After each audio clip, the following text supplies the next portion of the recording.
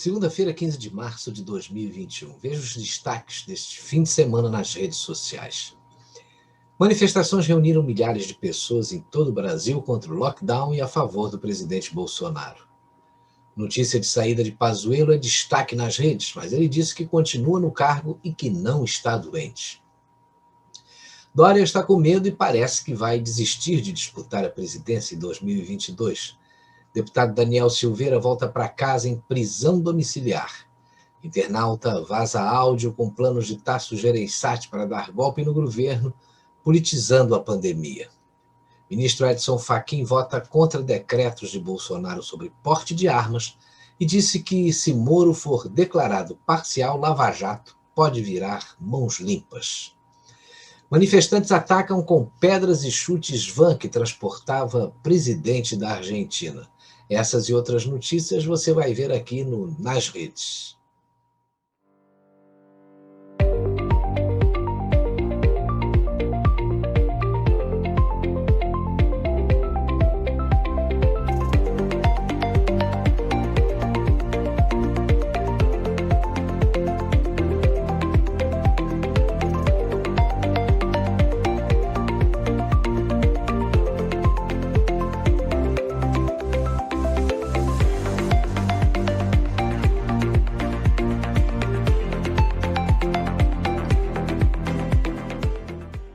O domingo foi marcado por diversas manifestações e carreatas pelo país. O protesto foi contra os lockdowns e as medidas de restrições adotadas por governadores. Mas os manifestantes também mostraram seu apoio ao presidente Bolsonaro. Em Brasília, uma carreata ocupou praticamente toda a esplanada dos ministérios. Veja as imagens. Olha aí, teve esse post também do Jornal da Cidade Online. Em época de censura, temos que comemorar movimentos em que o povo pode se manifestar nas ruas. Aí mais uma imagem de Brasília. No Rio de Janeiro, a manifestação ocorreu em Copacabana e reuniu milhares de pessoas. Alô, nação brasileira! Milhares de pessoas agora em Copacabana, no Rio de Janeiro.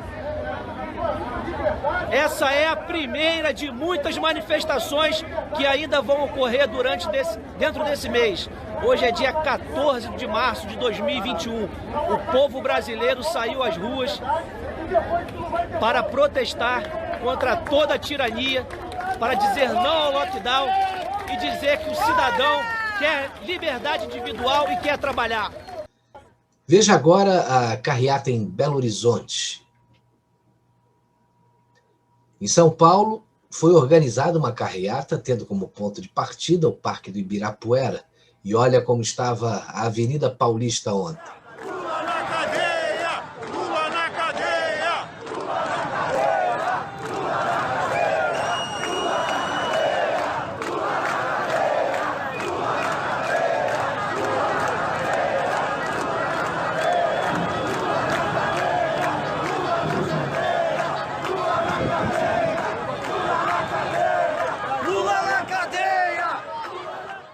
Ainda sobre São Paulo, no início da noite, muitos manifestantes que estavam na Avenida Paulista se deslocaram para frente da casa de João Dória, pedindo a sua renúncia. Em Salvador, Bahia, a carreata ocupou toda a extensão da principal via da orla marítima. Veja só, muitos carros também participaram da manifestação na Bahia. Tem aqui essa outra imagem, também de Salvador. Manifestações e carreatas também ocorreram em outras capitais e em inúmeras cidades, todas com a mesma pauta: apoio ao presidente Bolsonaro e contra as medidas de lockdown adotadas por governadores. Tem aí mais algumas imagens.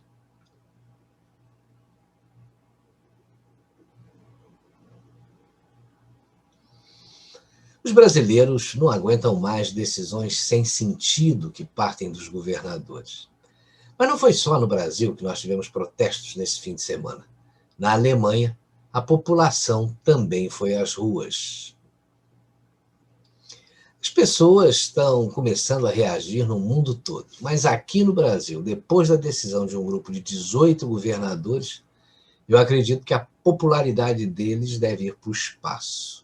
É inacreditável, mas depois que o presidente Jair Bolsonaro zerou os impostos federais do diesel e do gás, governadores aumentam o ICMS sobre esses dois produtos.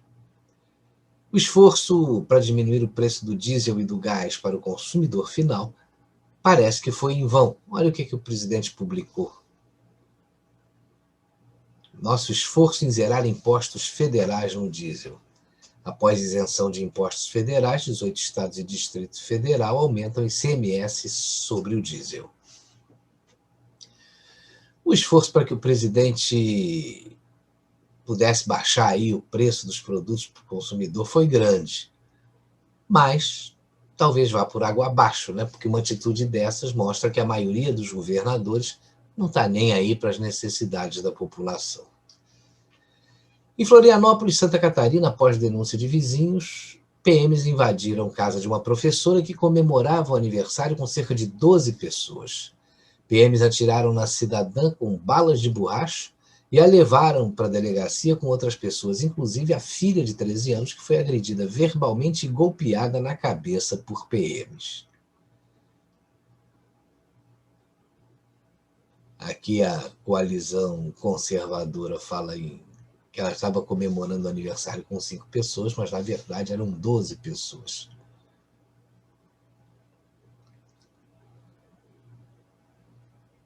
A gente acaba, depois de ver uma cena dessa, ficando sem saber aí o que é mais repugnante, né?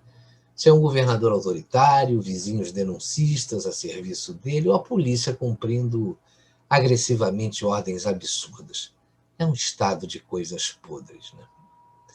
A polícia do lockdown invade uma casa, fere a moradora e prende mulheres em Florianópolis. Olha a que ponto nós chegamos, né? Uma professora comemorando seu aniversário em casa com familiares e alguns amigos,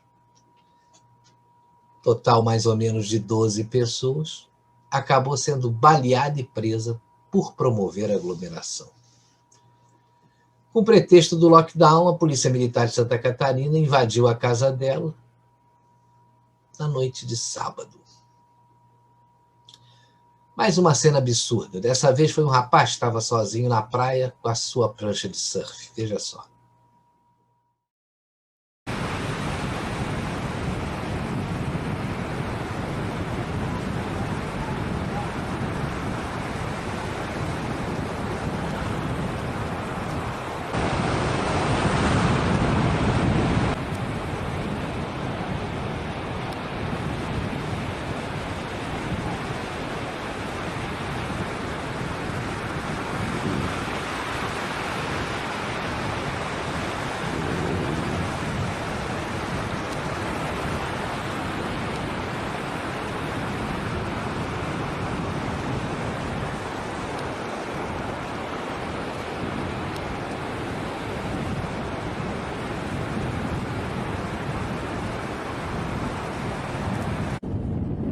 É ali que tá, né?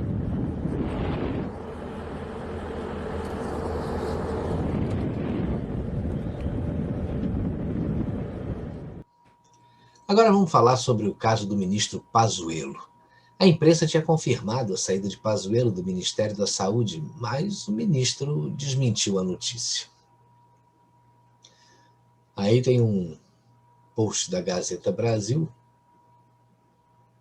falando que Pazuello pede para deixar o comando do Ministério e Bolsonaro discute nomes para substituição. O ministro alegou problemas de saúde e que precisaria de mais tempo para se reabilitar.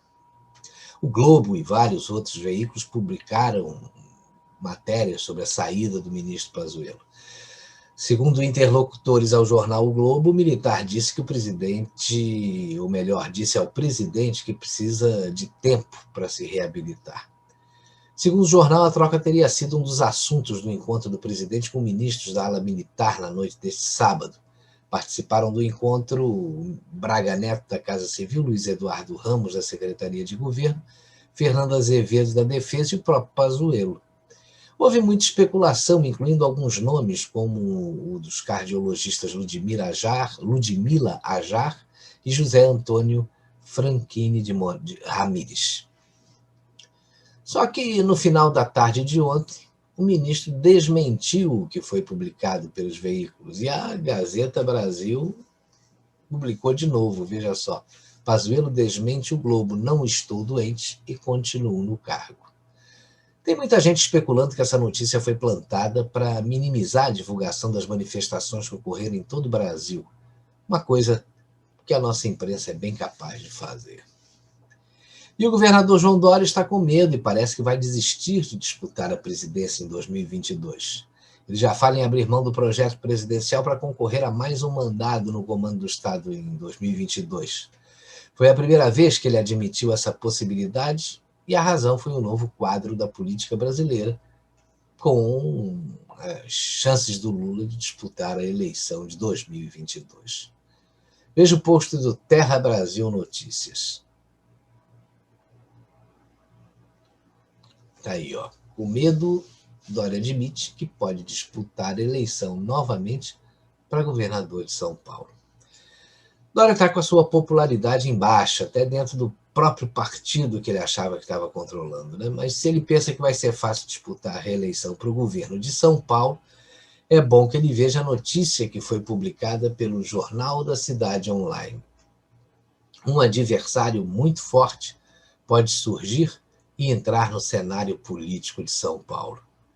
E você sabe quem é esse candidato? É o ex-ministro da Educação, Abraham Weintraub. Ele já admite a possibilidade de voltar ao Brasil para disputar o governo de São Paulo. Alexandre de Moraes concede prisão domiciliar a Daniel Silveira. O ministro do Supremo Tribunal Federal, Alexandre de Moraes, concedeu neste domingo a prisão domiciliar do deputado Daniel Silveira. Além de tornozeleira eletrônica, o deputado não poderá usar as redes sociais.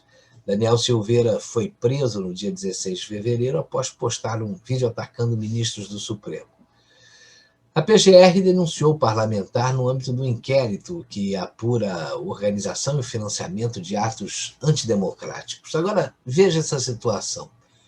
O deputado vai poder exercer o mandato na Câmara, mas de forma remota, de sua própria residência. Moraes determinou que Silveira não poderá receber visitas nem conceder entrevistas sem a prévia autorização judicial. Internauta vaza áudio com planos de Tasso Gereissati para politizar a pandemia e tentar empichar Bolsonaro. No áudio, ela diz que Tasso Gereissati é o financiador da campanha de Eduardo Leite, governador do Rio Grande do Sul. Ela revelou que o Eduardo Leite é casado com Carlos Gereissati Júnior, irmão de Tasso e CEO da Rede Iguatemi. Ela disse que a família Gereissati financia Eduardo Leite desde a sua campanha para prefeito de Pelotas, porque o pai do Eduardo é amigo do ex-presidente Fernando Henrique Cardoso. Ele disse que o Eduardo Leite está sendo treinado desde os 12 anos para ser presidente da República, com auxílio de Tasso Gereissati e Fernando Henrique Cardoso. Ela afirmou ainda que sempre disse que Dória jamais seria candidato pelo PSDB à presidência da República, pois nos planos dos caciques do partido já estava o governador Eduardo Leite. Ela disse ainda que se o PSDB vier de cabeça de chapa, será Eduardo Leite com alguém. Mas caso forme uma frente ampla, uma das hipóteses é que Ciro Gomes seja o candidato à presidência e Eduardo Leite o seu vice. Ela alertou também que o Tasso está tentando convocar uma CPI da Covid para tentar fazer o Jair Bolsonaro ser empichado. Que o Tasso tem uma consciência, né? Ele não quer entrar numa disputa eleitoral com Bolsonaro, porque sabe que vai ter uma derrota humilhante. Ministro Edson Fachin vota contra decretos de Bolsonaro sobre porte de armas e disse que se Moro for declarado parcial, Lava Jato pode virar mãos limpas. O julgamento sobre os decretos de armas publicados pelo presidente Bolsonaro começou na sexta-feira e tem até o dia 19 para ser concluído. A origem é uma ação apresentada pelo PSB, que questiona decretos sobre posse de armas assinado pelo presidente da República. O partido alega que os atos do chefe do executivo confrontam dispositivos do Estatuto de Desarmamento, lei aprovada em 2003. O ministro do STF, Edson Fachin, considerou inconstitucionais os decretos do presidente Jair Bolsonaro que aumentaram as possibilidades de posses de arma. Na opinião de Fachin, a posse de armas de fogo só pode ser autorizada a pessoas que demonstrem concretamente, por razões profissionais ou pessoais, possuírem efetiva necessidade. Com relação à situação do ex-juiz Sérgio Moro, Fachin afirmou que, se Moro for declarado parcial, a Lava Jato terá o mesmo fim que a Operação Mãos Limpas teve na Itália. A Operação Mãos Limpas foi o equivalente à nossa Lava Jato aqui no Brasil. Ela desvendou um esquema de corrupção na Itália. Foram investigadas mais de 6.000 pessoas, incluindo empresários, parlamentares e várias outras pessoas. A operação, no entanto, ela foi desmontada antes de completar 3 anos após a eleição de Silvio Berlusconi. E por falar em Lava Jato, procuradores declaram apoio à Lava Jato e repudiam impropérios retóricos de Gilmar Mendes e Lewandowski. Olha aí. Manifestantes atacam com pedras e chutes van que transportava presidente da Argentina. Van com o presidente da Argentina é apedrejada em ato antimineração. Notícia publicada no Agora Notícias Brasil. Ao deixar um centro comunitário na cidade de Lago Puelo, Fernandes teve que ser protegido por um corredor humano do avanço dos manifestantes em direção à comitiva presidencial. Dezenas de pessoas atacaram o presidente que estava na região para constatar os danos dos gigantescos incêndios florestais. Imagens de televisão mostram o presidente correndo até o seu carro e manifestantes batendo no vidro por vários minutos, enquanto a primeira-dama, Fabiola Yanes, tenta se levantar para observar, alguém exige que ela permaneça sentada. A população já está começando a ficar revoltada também na Argentina. Esses foram os destaques desse fim de semana. Você pode acompanhar as notícias das redes sociais no nosso site instantnews1.com.br, esse que você está vendo aí em cima, instantnews1.com.br, ou nas nossas páginas do Twitter, @1_instantnews, @1_instantnews, e do Facebook, instantnews.1 ou Instantnews Brasil. Uma ótima semana e até a próxima segunda-feira.